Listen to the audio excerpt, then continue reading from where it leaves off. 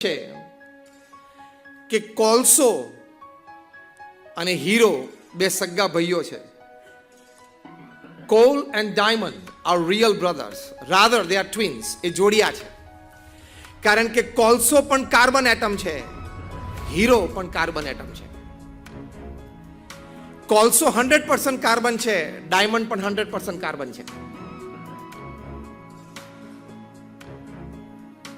બંનેમાં સત્વ અને તત્વ એક છે, છતાં બંનેની કિંમતમાં, મૂલ્યમાં આસમાન જમીનનો ફેર છે. એક નાનો હીરો હોય એમાંથી ટ્રક ભરીને કોલસો આવે. આ કિંમતમાં ફેર કેમ પડી ગયો?